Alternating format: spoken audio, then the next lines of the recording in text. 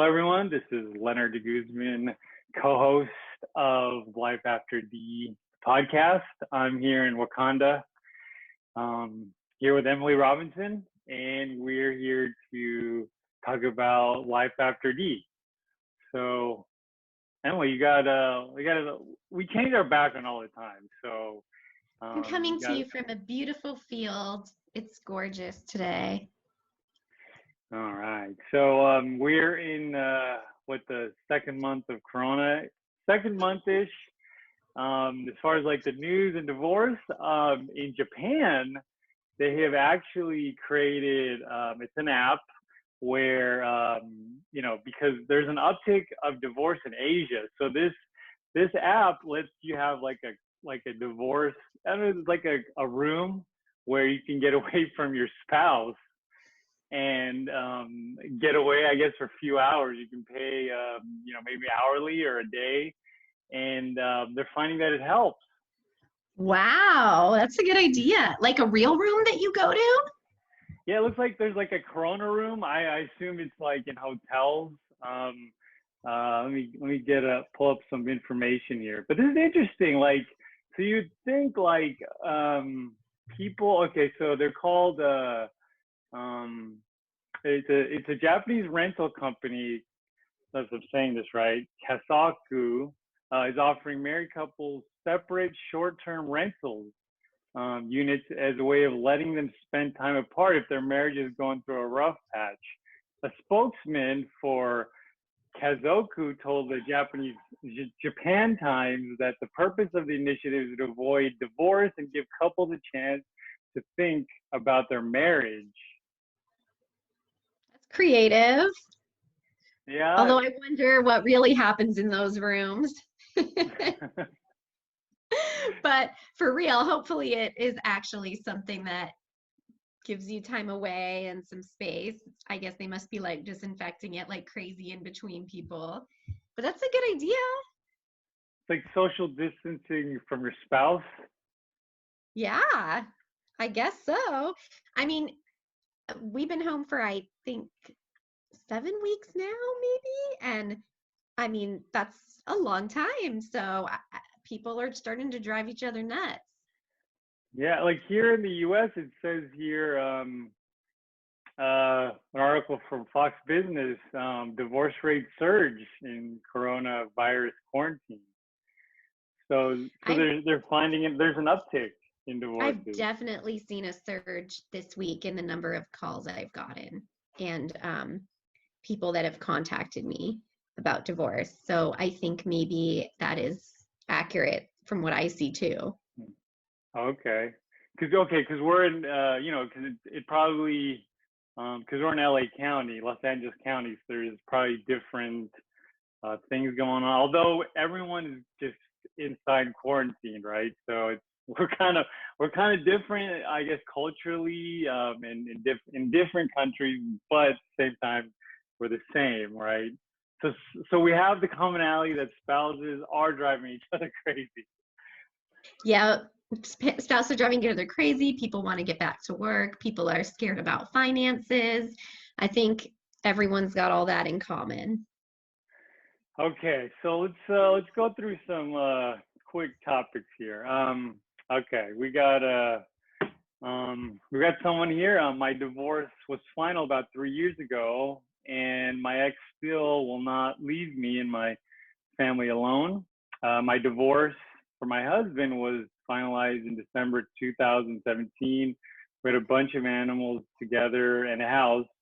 There was a lot of drama around his gambling addiction during this time and a lot of lying about money. We went our separate ways, and when I forgot about all the hurtful things he did, and there were a lot, I'm fine, except he doesn't let me forget. Every 6 months or so, he will attempt to get in touch with me and my family. I have explicitly told him to stop contacting me, my family, or my friends. I paid off my half of a vacation we had taken together in full. I have moved on with a wonderful woman that I love, and we are talking about having a family. He is remarried to someone else less than 6 months after our divorce was final. That doesn't bother me at all. I want him to move on with his life and leave me alone, but it feels like he doesn't want me to move on.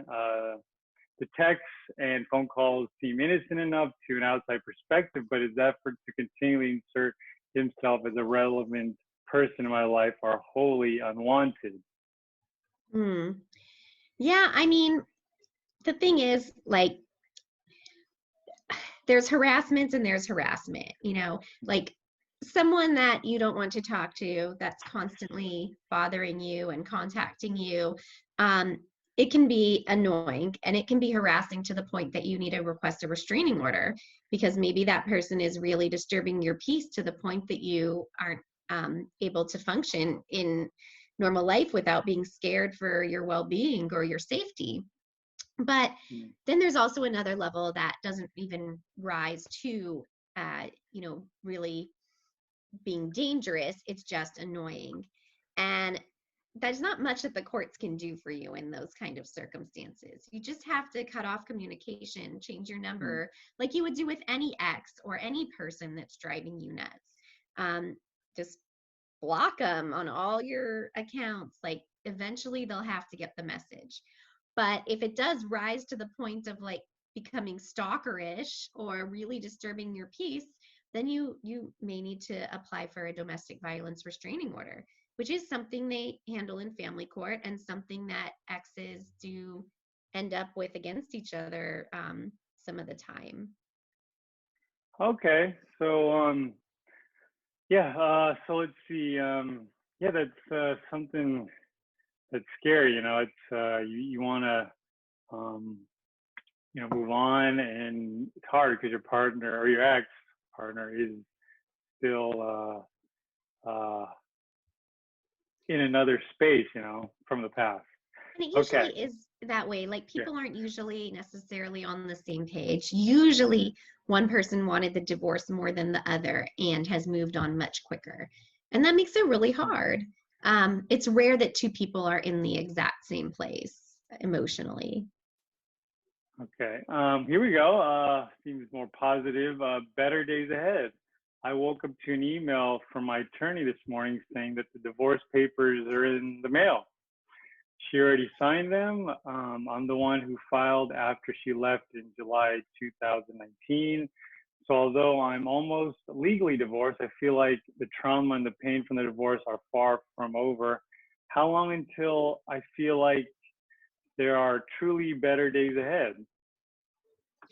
That's a good question. It's different for everybody. It really is. There's a grieving process, and I think it's really important to talk to someone, a therapist, a counselor, a coach, somebody who can help you emotionally through this traumatic time. But it is different for everybody. I've heard it said it can take up to half the amount of time that your relationship was. So if it was 5 years, you can expect it to be 2.5 years of grieving. But that's not necessarily true. It really depends on your self-care and how much effort you put into getting your mental space right and getting better. Treat it like a physical illness. If you were sick, you would go to every doctor, you would take every medication or every precaution that you needed to get yourself better. That's how you need to treat your mental health too, and to get yourself back to being a happy, positive person. Okay. All right. Here's the kind of odd one. It says here, stay legally married. So anyone done this? We could save a lot on taxes, ability for her to stay on my health insurance and other benefits. The savings for us are over 10K per year. We could have an agreement drafted and notarized for the terms we've agreed to. We both are chewing on it. Well, that is doable. One way to do it is a legal separation, where you can actually legally separate, but so you're still technically married, but you've divided all of your assets and everything, and that goes through the court. And so you're married on paper, but you don't necessarily live your lives like married people. But typically, that allows you to file taxes as married and stay on each other's health insurance. But you do need to double check all of that with the insurance company, because there are some that won't keep you on the insurance. But for the most part, I think it does work out that way. You also should double check it with a CPA to make sure you could still file jointly. But the other option is you could do a post-marital agreement, which is basically a prenup, but you do it after you're already married, and it will define the terms of your marriage and who owns what, and it doesn't get filed with the court, but if you ever were to divorce, the court would follow that post-marital agreement. So there are definitely, I've seen that happen a lot, and there are options to do that. Okay, so because if they had like just a straight up divorce, you couldn't, the health insurance wouldn't cover, right? Especially from an employer. Right. Once you're Okay. divorced, you typically cannot keep your ex-spouse on your insurance. Like, the insurance company won't allow you to. Okay. Here we go. Here's another one. I get angry at myself for not being able to stop thoughts. It's coming up on almost exactly a year since my ex asked for divorce. I was broken. I was a broken mess at first, but I'm getting better. Even trying a relationship. It's currently long distance, but we have plans to meet up and go out when the world starts back up. I even bought tickets to sorry, I'm gonna mess this up. Labyrinth themed masquerade, her favorite movie in August. I was watching tutorials on dancing, and when I imagined it, I didn't see the new woman. I saw my ex. It made me furious at myself that my brain would even put her in there. I don't want her back. She was amazingly cruel and selfish at the end, and she was never the type of person to look back. So it's not like her contacting me would ever be an issue, but damn it, why did she pop in there? I actually feel a bit sick to my stomach now. Just needed to vent, I guess. That's tough. Well, first of all, I love the Labyrinth, so that sounds awesome. But second of all, the it's not easy and it's not quick, and someone may have been cruel to you, but they were still a part of your life, and you were still married to them, and you gave them a big piece of your life and your heart. So these are things to be expected. People need to not be so hard on themselves. Your body and your brain need time to grieve. You need time to move on. It's not going to be overnight. And as we all know from learning about battered women syndrome and different, um, relationships and people being violent to each other and PTSD, like, there's reasons people love each other, even if one person is abusive or mean. So be kind to yourself. Don't be hard on yourself. Give yourself some time to grieve. Okay. Let's see. Yeah, it's tough out there. It's I mean, I can't like forget like what, like seventh grade girlfriend. Like that's Right? like, I don't know, like in It's like weird dreams, like right? And it's scary to go back into the dating world, especially once you were married and off the market. Now you gotta like go back into that world and start over. I mean, that's scary. So, it's probably exciting too, but also scary. So people need to give themselves a break. Also, I know a lot of people are into the rebound thing and that makes them feel better. And that's fine if it works for them, but that's not for everybody. Maybe this person isn't ready to date again. Maybe this person needs to take some more time. Like, if dating is going to cause more stress than just trying to grieve the end of the marriage and move on, then maybe rebounding or going on the date isn't the thing to do right now. Yeah. All right, here we go. Another one. This person says, I'm doing great, crying less, not thinking about X as much. I miss having a buddy. I'm seeing someone else, which is nice, but I haven't spent the holidays with their parents. I'm not emotionally invested in their brother. And I can't contemplate putting that much of myself into another relationship and having that much shared history. F, we started our adult lives together. How do I do that again? Do I even want to do that again? It's been 6 months. Why does everything still feel so empty? Um, let's see. When did things stop feeling so empty? When I do stop crying for good, when do I stop crying for good? When will I stop thinking about you or caring what you're up to or wondering if you still love me? How do I fill this hole you left me? Hmm.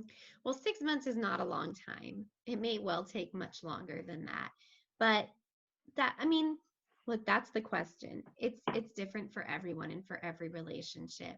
But when they say like time heals all wounds, it's true. Time makes things get easier. And even though it may take a very long time, they will get easier. And I think that, again, like I said, it's helpful to talk to a therapist or someone who can help, but it's also helpful to just rediscover yourself, reinvent yourself, find your own hobbies, find things you love to do that aren't related to this person. Don't let this person be such a big part of your life, and that will help you move on because you will have so many other things occupying your day and your time that you don't have to focus so much on this one person and the hole that they left you. Fill the hole with other things. Fill it with fun, hobbies. Of course, it's still going to be painful and take time, but that will help make it go quicker. And if you're a pet person like I am, get a pet.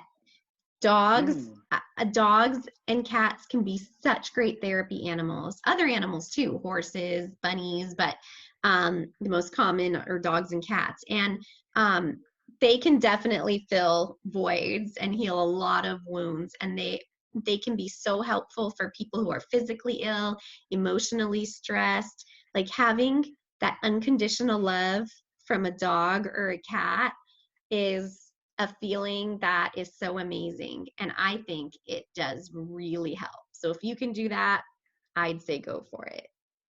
So what's a good breed of a dog? That's a good question. So it depends. So I am a big animal advocate. I've had rescue dogs and cats my entire life. And my dream is to have like an animal rescue one day. So um it depends on your lifestyle. If you live in a little apartment, you probably want a smaller dog. Um Chihuahuas are really cute, but they're yippy and they aren't always the greatest with kids. But if you don't have kids and you're adult, then I think that's a really good breed. Terriers are generally a really good personality and good breed. I always rescue, so my dogs are always mutts. And I think they have the least health problems of any dogs because they're mixed and they're not breeding with the same genetic disorders. But if you can have a bigger dog and you have kids, or even if you don't, labs are like the absolute sweetest, and golden retrievers, absolute sweetest. If you want like more of a guard dog, German shepherds are great. And um, Poodles are hypoallergenic. So if you want a hypoallergenic Mm. dog or you have any type of allergies, definitely go with a poodle type dog. Okay. All right. This one's for the parents. Divorce and parenting plans. Hello, everyone. Looking for insight on a rewritten parenting plan I'm submitting to my ex-wife. I have 3 children, 8, 5, 3. Currently, she has more than 50-50 custody, and the plan favors her. Long story behind that. She had alienated me for a long time, and I was desperate. Had to agree so that I had time protected. She could not take away. My question is, are there any provisions that you wish for or your lawyer had added to your parenting plan that you did not? My current wife and I are very thorough and have kept copious notes and annotations over the past 2 years and have amended much of the plan thus far, but we're still trying to find that one we haven't thought of. It's a good question. So it's always got to be about what's best for the kids. So if there are things that you're specifically fighting over that are a problem in your current parenting plan, then you want to try and address those things in your settlement agreement. I would recommend doing a consultation with a co-parenting coach or a high conflict parenting coach in order to really address the issues that cause the most problems and contentions with people. It's really different in every family. So it's not like there's like a set list of things that are the biggest problems. But I always think that if things are really contentious, the more openness and loopholes and flexibility you have in agreement, unfortunately, the worse it is. It just needs to be very strict where the terms aren't vague and nothing could be misinterpreted. You know, I've had situations where it says after school, the exchange is after school, and then the parents fight over whether school actually ends at 2:45 or 2:48, and literally can fight about that for days. So, you know, just having everything tight and no loose ends. Okay, well, that's good to know. It's always complicated with kids, right? It is. It really is. So that's all the time we have for today. Do you have any last thoughts? Maybe trends, things you see coming up? I mean, I think that the courts are going to be absolutely slammed in July and August and September because of everything that's been pushed off. So, as always, I recommend if you can resolve your matters outside of court, do it. Go to mediation, go to private judge, find a way to resolve it because you might be waiting forever for a court hearing at this time. And, you know, you can always do that if things aren't working out. But if you can resolve it in another way, I would definitely say go for it. And we're getting warmer weather now here in Southern California, which is really nice.